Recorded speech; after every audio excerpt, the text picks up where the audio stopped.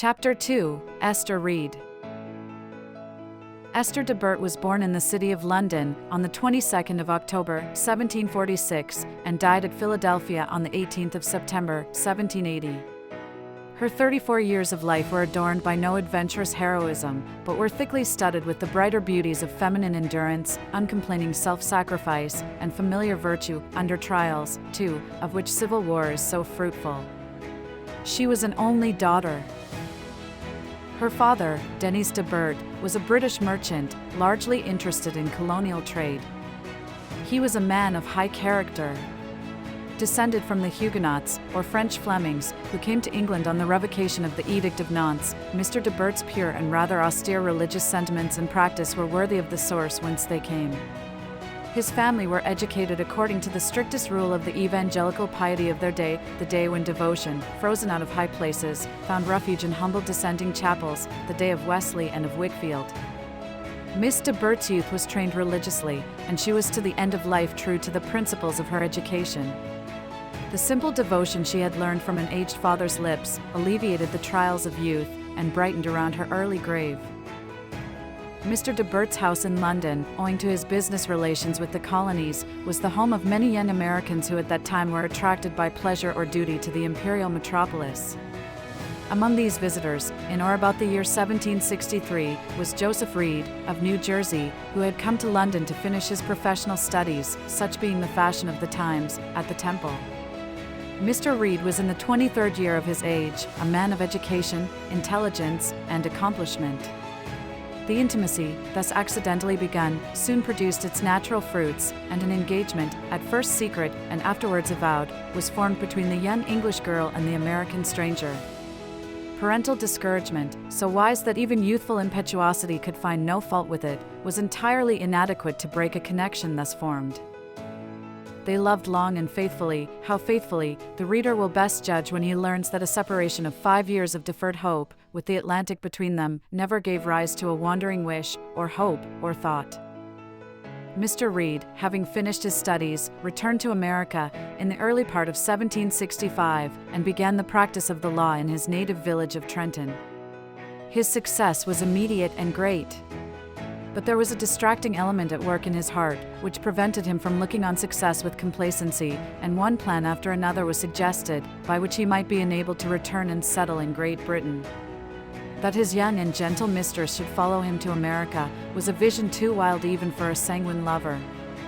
Every hope was directed back to England, and the correspondence, the love letters of 5 long years, are filled with plans by which these cherished, but delusive wishes were to be consummated. How dimly was the future seen! Miss de Bert's engagement with her American lover was coincident with that dreary period of British history when a monarch and his ministers were laboring hard to tear from its socket and cast away forever the brightest jewel of the imperial crown, American colonial power. It was the interval when Chatham's voice was powerless to arouse the nation and make Parliament pause, when penny-wise politicians, in the happy phrase of the day, teased America into resistance, and the varied vexations of stamp acts and revenue bills and tea duties, the congenial fruits of poor statesmanship, were the means by which a great catastrophe was hurried onward. Mr. de Bert's relations with the government were, in some respects, direct and intimate. His house was a place of counsel for those who sought, by moderate and constitutional means, to stay the hand of misgovernment and oppression.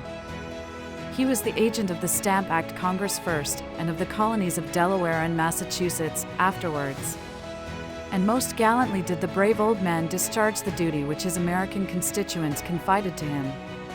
His heart was in his trust, and we may well imagine the alternations of feeling which throbbed in the bosom of his daughter, as she shared in the consultations of this almost American household, and according to the fitful changes of time and opinion, counted the chances of discord that might be fatal to her peace, or of honorable pacification which should bring her lover home to her.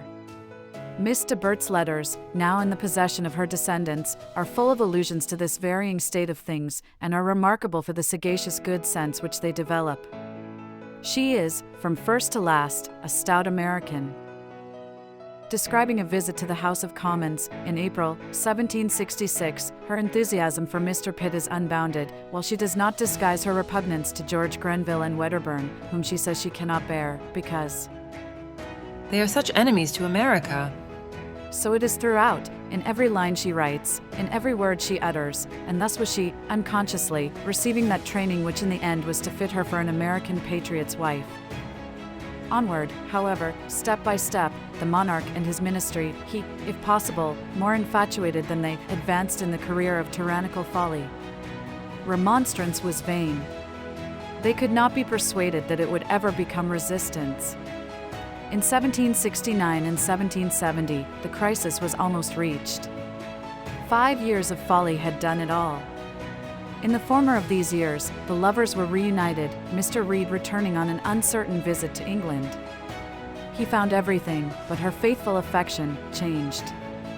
Political disturbance had had its usual train of commercial disaster, and Mr. de Burgh had not only become bankrupt, but unable to rally on such a reverse in old age, had sunk into his grave. All was ruin and confusion, and on the 31st of May, 1770, Esther de Burgh became an American wife, the wedding being privately solemnized at St. Luke's Church, in the city of London.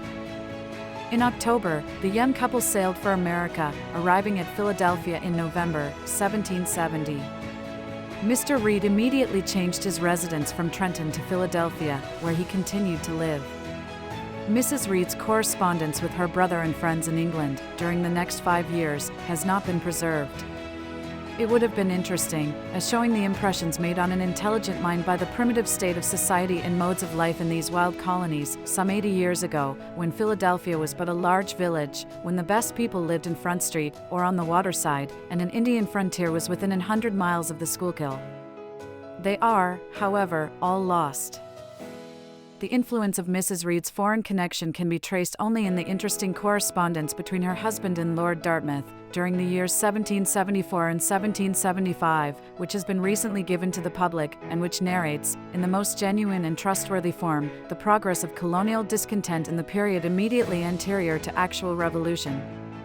In all the initiatory measures of peaceful resistance, Mr. Reed, as is well known, took a large and active share, and in all he did, he had his young wife's ardent sympathy.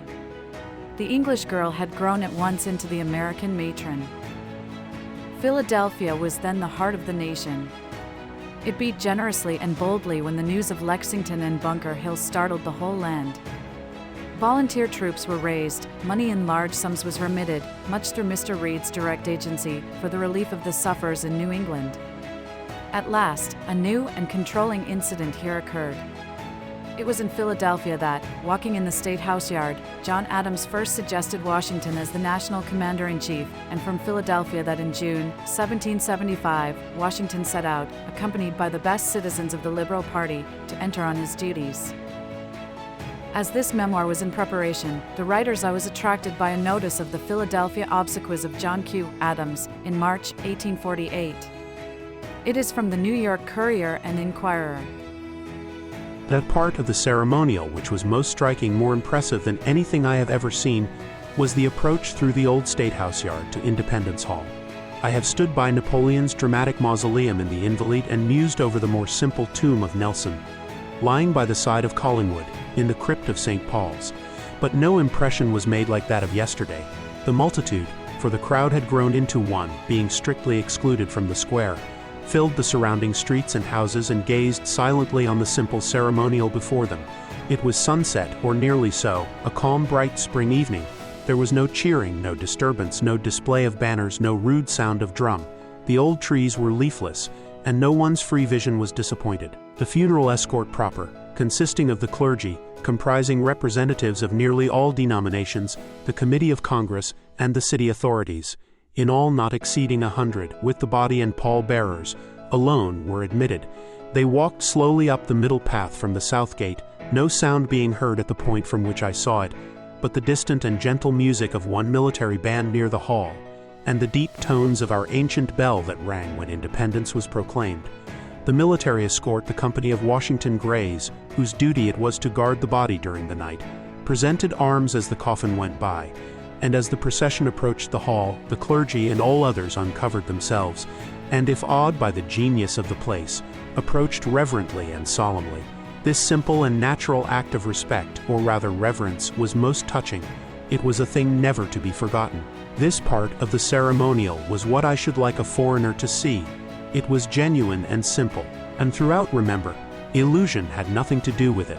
These were simple, actual realities that thus stirred the heart. It was no empty memorial coffin, but here were the actual honored remains of one who was part of our history, the present, the recent and remote past. And who could avoid thinking if any spark of consciousness remained in the old man's heart, it might have brightened as he was borne along by the best men of Philadelphia on this classic path, in the shadow of this building, and to the sound of this bell. The last of the days of Washington was going by, and it was traversing the very spot where, 70 years ago, John Adams had first suggested Washington as Commander-in-Chief of the Army of the Revolution. It reposed last night in Independence Hall. Mr. Reed accompanied him, as his family supposed, and as he probably intended, only as part of an escort, for a short distance. From New York he wrote to his wife that, yielding to the general solicitations, he had become a soldier, and joined the staff as aide and military secretary. The young mother, for she was then watching by the cradle of 2 infant children, neither repined nor murmured. She knew that it was no restless freak or transient appetite for excitement that took away her husband, for no one was more conscious than she how dear his cheerful home was, and what sweet companionship there was in the mother and her babes. It was not difficult to be satisfied that a high sense of duty was his controlling influence, and that hers it was to love and be silent. At Philadelphia she remained during Mr. Reed's first tour of duty at Cambridge, and afterwards, in 1776, when being appointed Adjutant General, he rejoined the army at New York. In the summer of that year, she took her little family to Burlington, and in the winter, on the approach of the British invading forces, took deeper refuge at a little farmhouse near Evesham, and at no great distance from the edge of the pines. We, contented citizens of a peaceful land, can form little conception of the horrors and desolation of those ancient times of trial. The terrors of invasion are things which nowadays imagination can scarcely compass. But then, it was rugged reality. The unbridled passions of a mercenary soldiery, compounded not only of the brutal element that forms the vigor of every army, but of the ferocity of Hessians, hired and paid for violence and rapine, were let loose on the land. The German troops, as if to inspire a special terror, were sent in advance and occupied, in December 1776, a chain of posts extending from Trenton to Mount Holly, Rao commanding at the first and Donop at the other. General Howe and his main army were rapidly advancing by the great route to the Delaware. On the other hand, the river was filled with American gondolas, whose crews, landing from time to time on the Jersey shore, by their lawlessness and threats of retaliation, kept the Pacific inhabitants in continual alarm. The American army, if it deserved the name, was literally scattered along the right bank of the Delaware, Mr. Reed being with a small detachment of Philadelphia volunteers, under Cadwalader, at Bristol. Family tradition has described the anxious hours passed by the Sorrowing group at Evesham. It consisted of Mrs. Reed, who had recently been confined and was in feeble health, her 3 children, an aged mother, and a female friend, also a soldier's wife, the only male attendant being a boy of 14 or 15 years of age. If the enemy were to make a sudden advance, they would be entirely cut off from the ordinary avenues of escape, and precautions were taken to avoid this risk. The wagon was ready, to be driven by the boy we have spoken of, and the plan was matured, if they failed to get over the river at Dunk's or Cooper's Ferry, to cross lower down, near Salem, and push on to the westward settlements. The wives and children of American patriot soldiers thought themselves safer on the perilous edge of an Indian wilderness than in the neighborhood of the soldiers who, commanded by noblemen, by men of honor and cavaliers, for such, according to all heraldry, were the Howes and Cornwallises, the Percys and Rawdons of that day, were sent by a gracious monarch to lay waste this land. The English campaigning of our Revolution, and no part of it more so than this, is the darkest among the dark stains that disfigure the history of the 18th century, and if ever there be a ground for hereditary animosity, we have it in the fresh record of the outrages which the military arm of Great Britain committed on this soil. The transplanted sentimentalism which nowadays calls George III a wise and great monarch is absolute treason to America. There was in the one colony of New Jersey, and in a single year, blood enough shed, and misery enough produced, to outweigh all the spurious merits which his admirers can pretend to claim. And let such forever be the judgment of American history. It is worth a moment's meditation to pause and think of the sharp contrasts in our heroine's life. The short interval of less than 6 years had changed her not merely to womanhood, but to womanhood with extraordinary trials. Her youth was passed in scenes of peaceful prosperity, with no greater anxiety than for a distant lover, and with all the comforts which independence and social position could supply. She had crossed the ocean a bride, content to follow the fortunes of her young husband, though she little dreamed what they were to be. She had become a mother, and, while watching by the cradle of her infants, had seen her household broken up by war in its worst form, the internecine conflict of brothers in arms against each other, her husband called away to scenes of bloody peril, and forced, herself, to seek uncertain refuge in a wilderness. She too, let it be remembered, was a native-born Englishwoman, with all the loyal sentiments that beat by instinct in an Englishwoman's heart, reverence for the throne, the monarch, and for all the complex institutions which hedge that mysterious oracular thing called the British Constitution. God Save the King was neither then, nor is it now, a formal prayer on the lips of a British maiden. Coming to America, all this was changed. Loyalty was a badge of crime. The king's friends were her husbands, and her new country's worst enemies. That which, in the parks of London, or at the Horse Guards, she had admired as the holiday pageantry of war, had become the fearful apparatus of savage hostility. She, an Englishwoman, was a fugitive from the brutality of English soldiers. Her destiny, her fortunes, and more than all, her thoughts, and hopes, and wishes, were changed, and happy was it for her husband that they were changed completely and thoroughly, and that her faith to household loyalty was exclusive. Hers it was, renouncing all other allegiance. In war or peace, in sickness or in health, in trouble and in danger and distress, through time and through eternity to love. I have received, she writes, in June 1777, to her husband, both my friends' letters. They have contributed to raise my spirits, which, though low enough, are better than when you parted with me. The reflection how much I pain you by my want of resolution, and the double distress I occasion you, when I ought to make your duty as light as possible, would tend to depress my spirits. Did I not consider that the best and only amends is, to endeavour to resume my cheerfulness, and regain my usual spirits? I wish you to know, my dearest friend, that I have done this as much as possible, and beg you to free your mind from every care on this head. But to return to the narrative, interrupted, naturally, by thoughts like these. The reverses which the British Army met at Trenton and Princeton, with the details of which everyone is presumed to be familiar, save that part of New Jersey where Mrs. Reed and her family resided, from further danger, and on the retreat of the enemy, and the consequent relief of Philadelphia from further alarm, she returned to her home. She returned there with pride as well as contentment, for her husband, inexperienced soldier as he was, had earned military fame of no slight eminence. He had been in nearly every action, and always distinguished. Washington had, on all occasions, and at last in an especial manner, peculiarly honored him. The patriots of Philadelphia hailed him back among them, and the wife's smile of welcome was not less bright because she looked with pride upon her husband. Brief, however, was the new period of repose.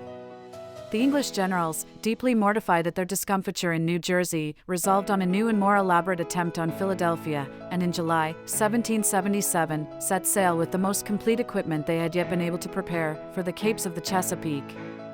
On the landing of the British Army at the head of Elk, and during the military movements that followed, Mrs. Reed was at Norristown, and there remained, her husband having again joined the army, till after the Battle of Brandywine, when she and her children were removed first to Burlington, and thence to Flemington. Mr. Reed's hurried letters show the imminent danger that even women and children ran in those days of confusion. It is quite uncertain, he writes on September 14, 1777. which way the progress of the British Army may point. Upon their usual plan of movement, they will cross, or endeavor to cross, the Schuylkill, somewhere near my house, in which case I shall be very dangerously situated. If you could possibly spare Cato, with your light wagon, to be with me to assist in getting off if there should be necessity, I shall be very glad. I have but few things beside the women and children, but yet, upon a push, 1 wagon and 2 horses would be too little.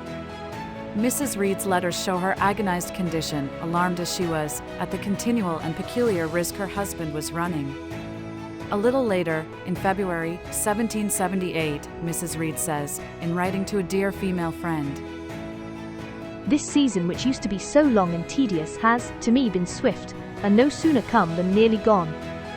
Not from the pleasures it has brought, but the fears of what is to come. And indeed, on many accounts, winter has become the only season of peace and safety. Returning spring will, I fear, bring a return of bloodshed and destruction to our country. That it must do so to this part of it seems unavoidable, and how much of the distress we may feel before we are able to move from it, I am unable to say. I sometimes fear a great deal. It has already become too dangerous for Mr. Reed to be at home more than one day at a time, and that seldom and uncertain. Indeed, I am easiest when he is from home, as his being here brings danger with it.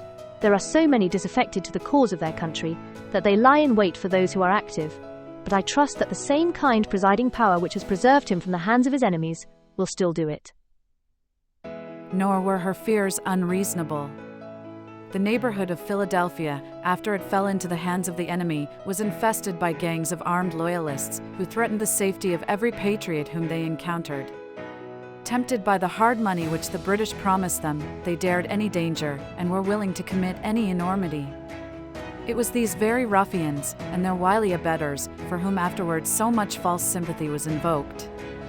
Mr. Reed and his family, though much exposed, happily escaped these dangers. During the military operations of the autumn of 1777, Mr. Reed was again attached as a volunteer to Washington's staff, and during the winter that followed, the worst that America's soldiers saw, he was at, or in the immediate neighborhood, of Valley Forge, as one of a committee of Congress, of which body he had some time before been chosen a member. Mrs. Reed with her mother and her little family took refuge at Flemington, in the upper part of New Jersey. She remained there till after the evacuation of Philadelphia and the Battle of Monmouth, in June 1778.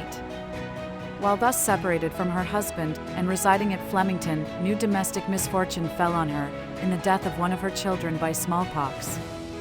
How like an affectionate, heart-stricken mother is the following passage, from a letter written at that time. Though it has no peculiar beauty of style, there is a touching genuineness which every reader, at least those who know a mother's heart under such affliction, will appreciate. Surely, says she, my affliction has had its aggravation, and I cannot help reflecting on my neglect of my dear lost child, for thoughtful and attentive to my own situation, I did not take the necessary precaution to prevent that fatal disorder when it was in my power. Surely I ought to take blame to myself. I would not do it to aggravate my sorrow, but to learn a lesson of humility, and more caution and prudence in future. Would to God I could learn every lesson intended by the stroke. I think sometimes of my loss with composure, acknowledging the wisdom, right, and even the kindness of the dispensation. Again I feel it overcome me, and strike the very bottom of my heart, and tell me the work is not yet finished. Nor was it finished, though in a sense different from what she apprehended. Her children were spared, but her own short span of life was nearly run. Trial and perplexity and separation from home and husband were doing their work. Mrs. Reed returned to Philadelphia, the seat of actual warfare being forever removed, to apparent comfort and high social position. In the fall of 1778, Mr. Reed was elected president, or in the language of our day, governor of Pennsylvania. His administration, its difficulties and ultimate success belong to the history of the country and have been elsewhere illustrated. It was from first to last a period of intense political excitement, and Mr. Reed was the high target at which the sharp and venomous shafts of party virulence were chiefly shot. The suppressed poison of loyalism mingled with the ferocity of ordinary political animosity, and the scene was in every respect discreditable to all concerned. Slander of every sort was freely propagated. Personal violence was threatened. Gentlemen went armed in the streets of Philadelphia. Folly on one hand and fanaticism on the other put in jeopardy the lives of many distinguished citizens in October 1779, and Mr. Reed by his energy and discretion saved them. There is extant a letter from his wife, written to a friend, on the day of what is well known in Philadelphia as the Fort Wilson riot, dated at Germantown, which shows her fears for her husband's safety were not less reasonable when he was exposed to the fury of an excited populace than to the legitimate hostility of an enemy on the field of battle. Dear Sir, I would not take a moment of your time to tell you the distress and anxiety I feel, but only to beg you to let me know in what state things are, and what is likely to be the consequence. I write not to Mr. Reed, because I know he is not in a situation to attend to me. I conjure you by the friendship you have for Mr. Reed, don't leave him. E.R. And throughout this scene of varied perplexity, when the heart of the statesman was oppressed by trouble without, disappointment, ingratitude, all that makes a politician's life so wretched, he was sure to find his home happy, his wife smiling and contented, with no visible sorrow to impair her welcome, and no murmur to break the melody of domestic joy. It sustained him to the end. This was humble, homely heroism, but it did its good work in cheering and sustaining his spirit that might otherwise have broken. Let those disparage it who have never had the solace which such companionship affords, or who never have known the bitter sorrow of its loss. In May 1780, Mrs. Reed's youngest son was born. It was of him that Washington, a month later, wrote, I warmly thank you for calling the young Christian by my name. And it was he who more than 30 years afterwards died in the service of his country, not less gloriously because his was not a death of triumph. It was in the fall of this year that the ladies of Philadelphia united in their remarkable and generous contribution for the relief of the suffering soldiers by supplying them with clothing. Mrs. Reed was placed, by their united suffrage, at the head of this association.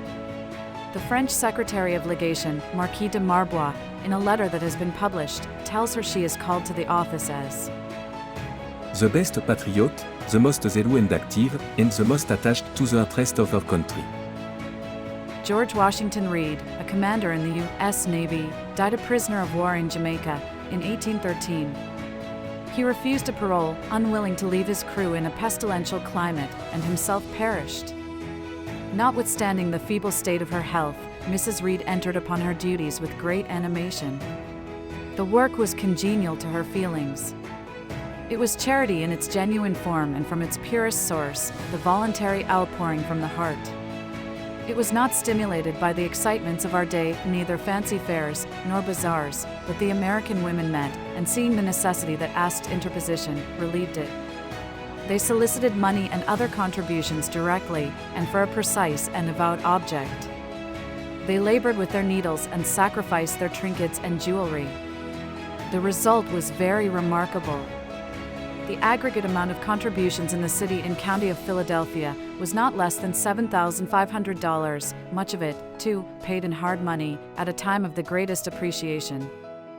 All ranks of society, says President Reed's biographer, seem to have joined in the liberal effort, from Phyllis, the colored woman, with her humble 7 shillings and 6 pence, to the Marchioness de Lafayette, who contributed 100 guineas in specie, and the Countess de Luzerne, who gave $6,000 in continental paper. Lafayette's gentlemanly letter to Mrs. Reed is worth preserving.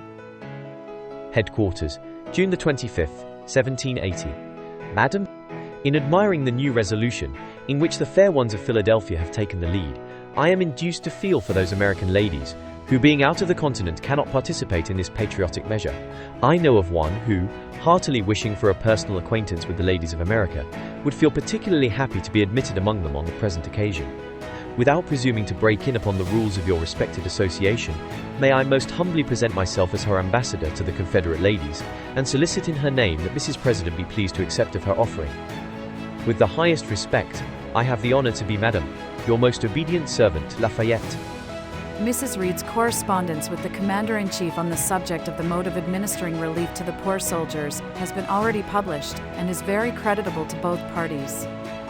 Her letters are marked by business-like intelligence and sound feminine common sense, on subjects of which as a secluded woman she could have personally no previous knowledge, and Washington, as has been truly observed, writes as judiciously on the humble topic of soldiers' shirts as on the plan of a campaign or the subsistence of an army. All this time, it must be borne in mind, it was a feeble, delicate woman who was thus writing and laboring, her husband again away from her with the army, and her family cares and anxieties daily multiplying. She writes from her country residence on the banks of Schuylkill as late as the 22nd of August, 1780. I am most anxious to get to town, because here I can do little for the soldiers. But the body and the heroic spirit were alike overtasked, and in the early part of the next month, alarming disease developed itself, and soon ran its fatal course. On the 18th of September, 1780, her aged mother, her husband and little children, the oldest 10 years old, mourning around her, she breathed her last at the early age of 34. There was deep and honest sorrow in Philadelphia when the news was circulated that Mrs. Reed was dead. It stilled for a moment the violence of party spirit. All classes united in a hearty tribute to her memory. Nor is it inappropriate in closing this brief memoir to notice a coincidence in local history, a contrast in the career and fate of two women of these times, which is strongly picturesque. It was on the 25th of September, 1780, 7 days after Mrs. Reed was carried to her honored grave, and followed thither by crowds of her own and her husband's friends, that the wife of Benedict Arnold, a native-born Philadelphia woman, was stunned by the news of her husband's detected treachery and dishonor. Let those who doubt the paramount duty of every man and every woman, to their country, and the sure destiny of all who are false to it, meditate on this contrast. Mrs. Arnold had been a leader of what is called fashion, in her native city, belonging to the spurious aristocracy of a provincial town, a woman of beauty and accomplishment and rank. Her connections were all thorough and sincere loyalists, and Arnold had won his way into a circle generally exclusive and intolerant by his known disaffection, and especially his insolent opposition to the local authorities, and to Mr. Reed as the chief executive magistrate. The aristocratic beauty smiled kindly on a lover who felt the same antipathies she had been taught to cherish. While Mrs. Reed and her friends were toiling to relieve the wants of the suffering soldiers, in June, July, and August 1780, Mrs. Arnold was communing with her husband, not in plans of treason, but in all his hatreds and discontents. He probably did not trust her with the whole of the perilous stuff that was fermenting in his heart, for it was neither necessary nor safe to do so. But he knew her nature and habits of thought well enough to be sure that if success crowned his plan of treason, and if honors and rewards were earned, his wife would not frown, or reject them because they had been won by treachery. And he played his game out, boldly, resolutely, confidently. The patriot woman of Philadelphia sank into her grave, honored and lamented by those among whom so recently she had come a stranger. Her tomb, alongside of that of her husband, still stands on the soil of her country. The fugitive wife of an American trader fled forever from her home and native soil, and died abroad unnoticed, and by her husband's crime dishonored. She was lost in a traitor's ignominy. Such was then, and such ever will be, the fate of all who betray a public and a patriot trust. Thank you for watching the first video in our audiobook series, Women of the American Revolution by Elizabeth F. Ellet. Please like, subscribe, and follow the series for more chapters celebrating the extraordinary women who shaped a nation.